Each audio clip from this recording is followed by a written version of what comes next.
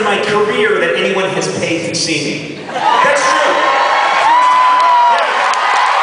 That's amazing, isn't it? After all these years? Trust me, folks. They paid to make me go away.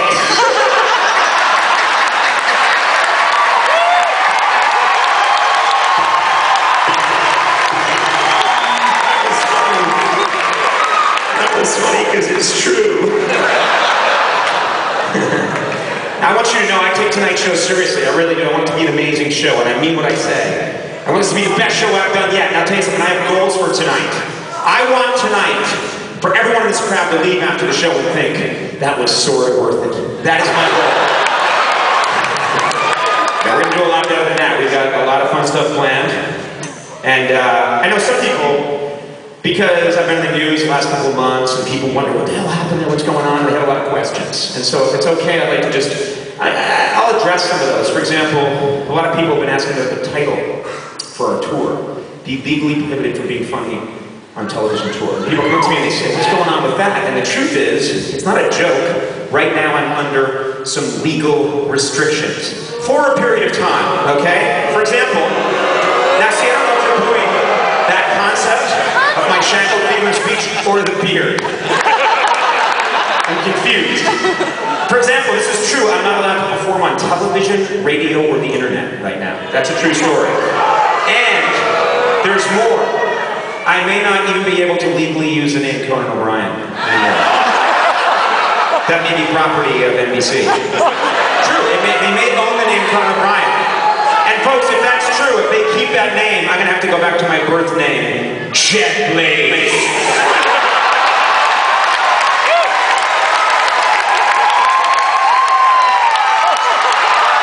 Jet Blaze. That's the name I was born with.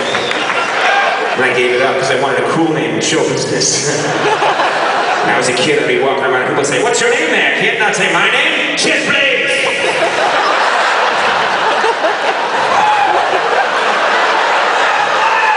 And then I'd stare for a really long time. And they'd get creeped out. Hey, another legal restriction I'm under right now, this is true, I'm not allowed to wear shorts. And that wasn't NBC's idea, that was my wife's idea.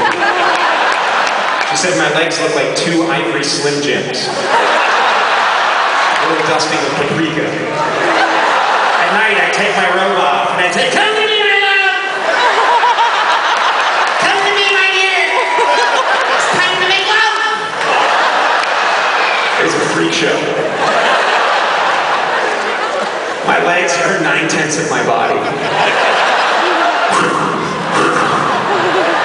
I just walk around the world.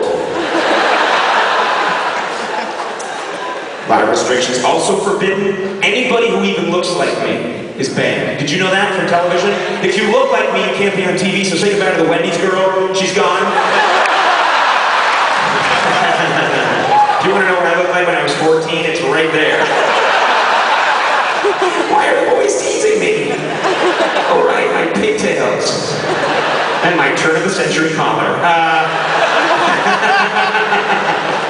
Say goodbye to Jimmy Neutron, he's gone because he just looked a little like me. And of course, say farewell to Oscar-winning actress Tilda Swinton, she's gone.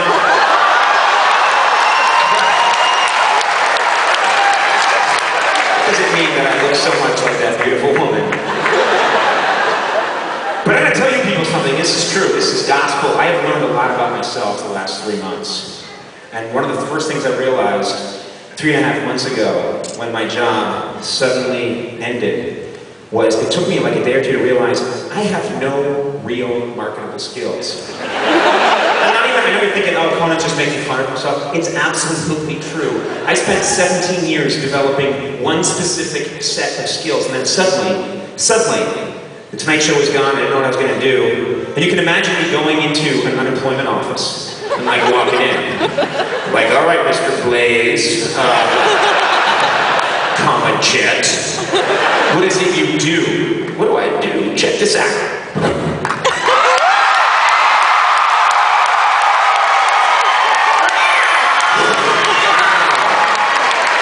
And then I say to the unemployment officer, oh, and one other thing.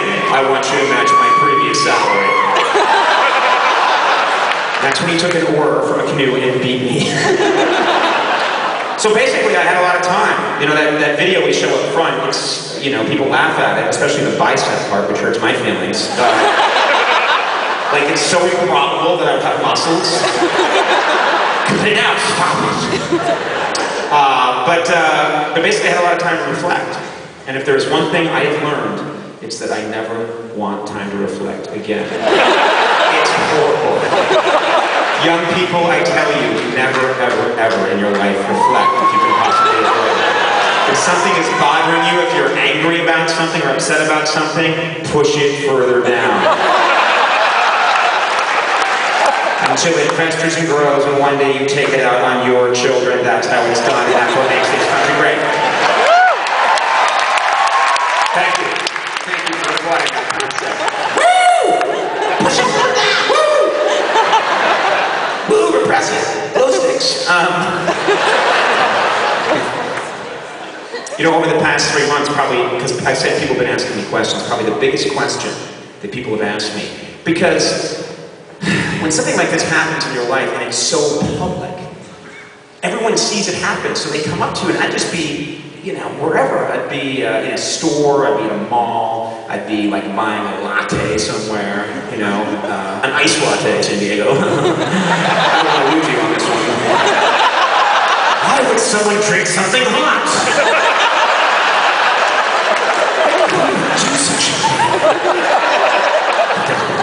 Why don't his pants end there? What is that strange extra material? This man is very odd.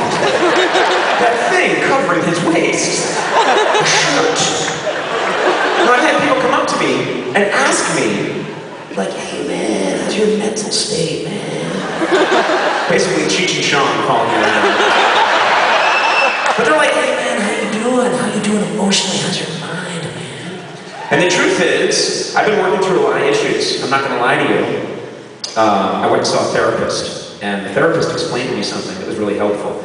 If you go through a loss, there are 5 stages of grieving. You may have heard of this. 5 distinct stages of grieving, and they include things like depression and acceptance. And well, it turns out if you're a late-night talk show host and you lose your job, there are 8 stages of mourning for the loss of your late-night talk show. And I'm not making this up. 8 distinct stages. The first stage of grieving the loss of your talk show is denial. And I'm going to be honest with you.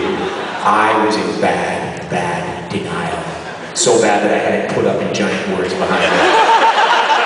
Because if you didn't understand what the hell I was talking about, to insult your intelligence. There was a couple of weeks there after I lost the Tonight Show where I thought I was still on television. It was sad. I'd finished making love to my wife and I turned to a camera that wasn't there and I'd say, stay tuned for Carson Daly. And then he'd show up. He's a very caring lover. Did I go too far? Maybe I did. You let me know. Stage 2, blame myself. You know what? I didn't spend a lot of time on this stage because what the hell did I do? I didn't do anything.